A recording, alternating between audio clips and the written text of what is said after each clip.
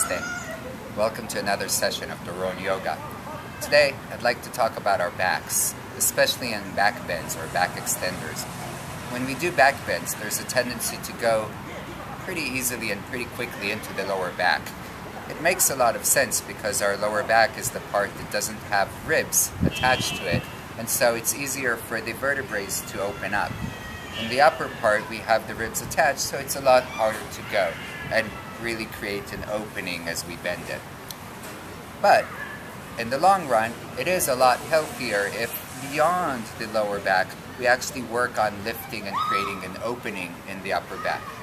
Let's look at it at the one pose today, at Ustrasana, Camel pose. So in Camel pose, if I were to go right away from my lower back, it would look like this. An immediate bend going pretty much into my L4-5.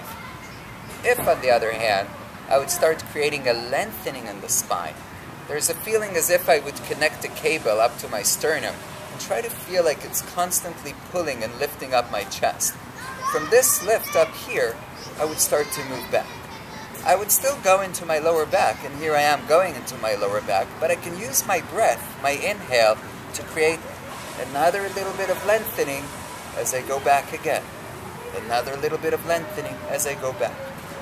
Practice this and maybe you'll find that you're going less.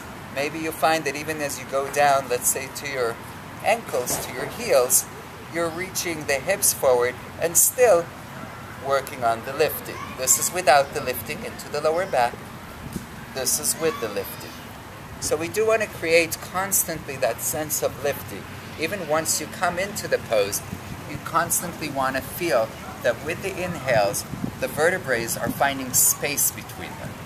You can think of it as, instead of finding an angular bend in L4-5, L stands for lumbar, the lumbar spine, you can think of it as an extension of the spine, creating space between the vertebrae, and from that space, almost like a bigger arch, like a rainbow, going into your back bend.